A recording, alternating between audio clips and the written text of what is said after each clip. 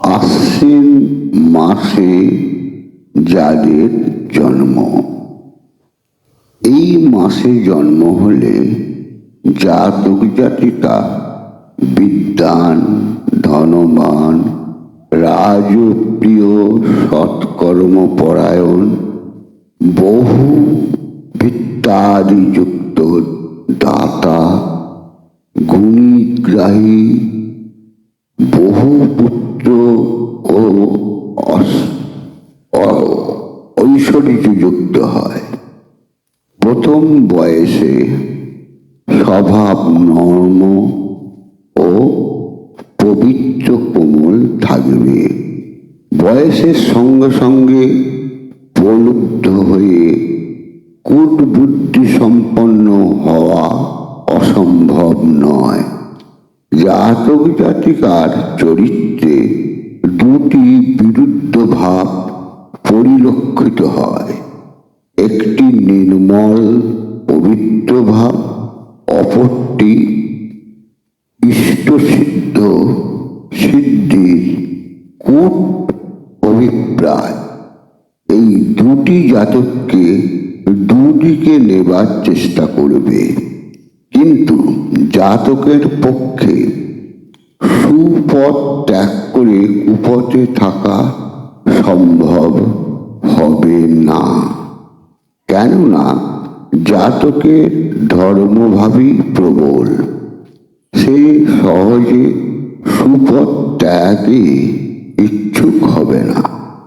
কোনো ক্রমে একবার চরিত্র নিম্নগামী হলে অবনতি অসম্ভব।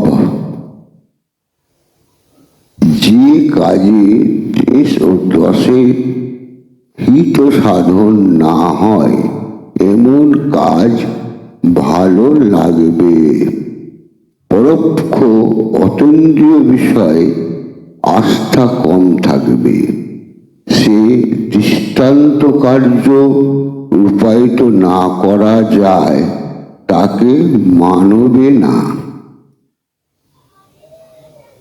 আধ্যাত্মিক ধর্মাপেক্ষা নৈতিক ধর্মের বেশি পক্ষপাতী হবে। ব্যবসা বিষয়ে তীক্ষ্ণ বুদ্ধি থাকা দরকার। লোক খাটিয়ে বা কার্য নিঃসম্পন্ন করা জাতকের পক্ষে সহজসাধ্য।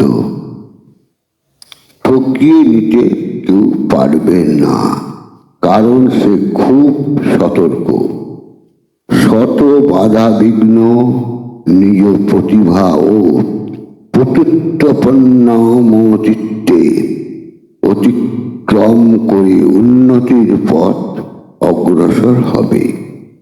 প্রতি বিষয়ে নিজ মত অভ্রান্ত বলে মনে করবে, আর অন্য কোনো যুক্তি প্রমাণে তা খণ্ডন হবে না। শুধু বিবেচনা করে নিয়ম শৃঙ্খলা রক্ষা হয়, এইরূপ ভাবেই সব কাজে প্রবৃত্ত হয়। বিশৃঙ্খলা ভাব মোটেই পছন্দ করবে না। পরিষ্কার পরিচ্ছন্নতা ও গৃহসজ্জাদির উপর তীব্র দৃষ্টি থাকবে, যাতে মর্যাদা অক্ষুণ্ণ বা পরিবেশ ফিটফাট থাকে। অন্যের বা নিজের দোষ ত্রুটি যা কিছুই সহজেই অনুভব করা যায়, এই রূপে ত্রুটি সৎ সংশোধন তৎপর হবে। নিজ কর্ম গুণাবলীতে নিজেকে শ্রেষ্ঠ ইতি ভেবে গর্ব অনুভব করবে।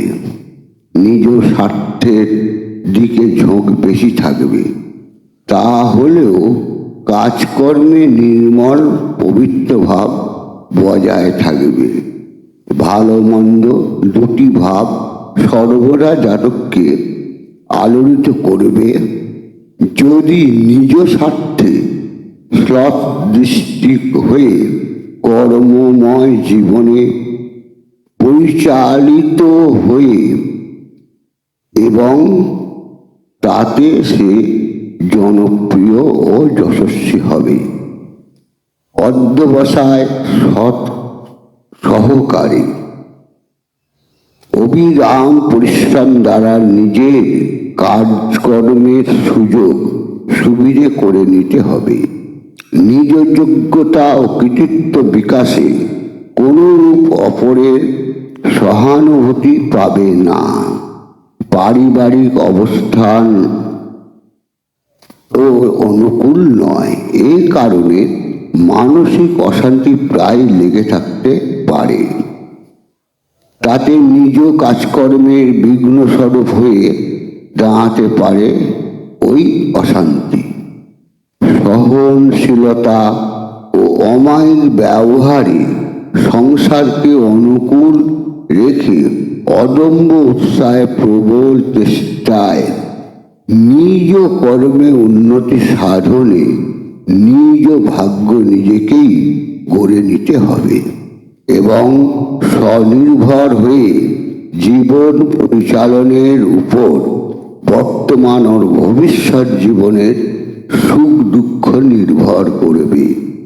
গ্রহের বিশেষ ভোগকাল এবং মধ্য ইতর বিশেষ শান্তি অশান্তি, সুখ দুঃখ, উন্নতি বা অবনতি এসে পড়তে পারে।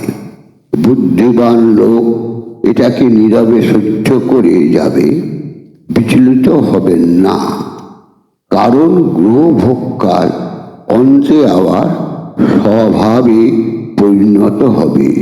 এতে বৈশিষ্ট্য কিছুই হবেই। জাতক জাতিকা অধ্যবসায়ী, পতিত্বপন্নমতি এবং কঠোর পরিশ্রমী, বাণিজ্যতে বিশেষ পটু হওয়ার সম্ভাবনা। নিজে একাকী স্বাধীনভাবে কাজ করার চেয়েও অপরের সঙ্গে যুক্ত হয়ে কাজ করাতেই বেশি উন্নতি করার আশা করা যেতে পারে। পরের প্রতিনিধি হয়ে কার্য পরিচালনাতেই কৃতিত্বের পরিচয় দিতে পারে। এছাড়া সাহিত্য বিষয়ক প্রেস বিভাগ, প্রচার, অধ্যাপনা, সম্পাদকীয় প্রভৃতি কার্য যোগ্যতা জাতকের থাকবে। তবে বিশেষ উন্নতির আশা ব্যবসা বাণিজ্যের উপর নির্ভর করে। অনেক বণিক, অধ্যাপক, প্রচারক প্রভৃতি মাসে জন্মেছেন।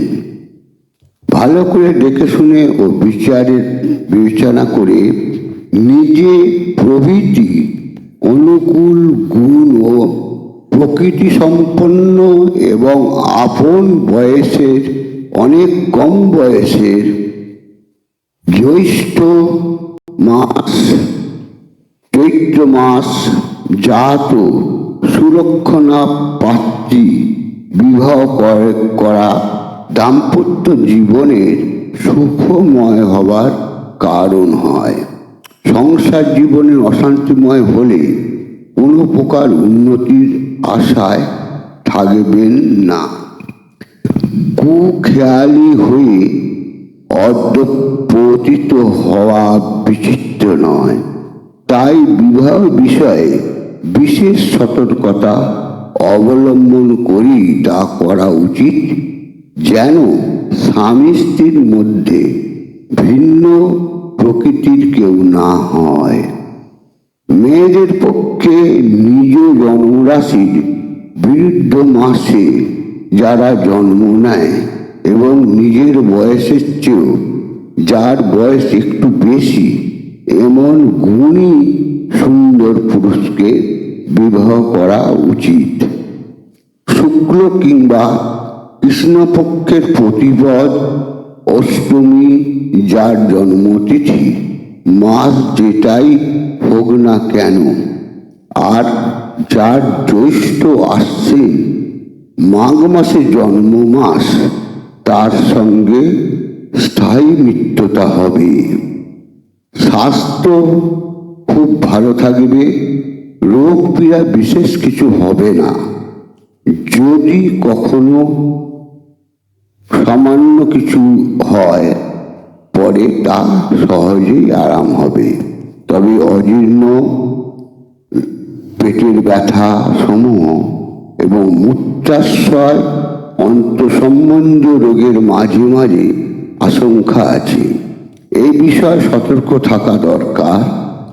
আর রোগ পীড়া না হলেও অনেক সময় কিন্তু সাবধানে থাকতে হবে, যাতে অনর্থক ঔষধ গ্রহণ করে সুস্থ শরীরকে ব্যস্ত না করা।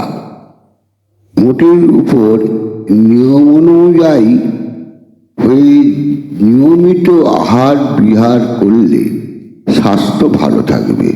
এছাড়া পরিষ্কার পরিচ্ছন্নতা, খোলা হাওয়া বাতাসযুক্ত স্থানে বাস করলে এবং সাত্বিক আহার ব্যবহার করলে পারিবারিক শান্তি, সদ্গ্রন্থ পাঠ, দৈব বিশ্বাস, বিড়ি, তামাক, চা, মদ প্রভৃতি না খাওয়া স্বাস্থ্য ভালো থাকার এবং মন পবিত্র ও প্রফুল্ল রাখারও একটা কর্ম উন্নতির বিশেষ কারণ হবে।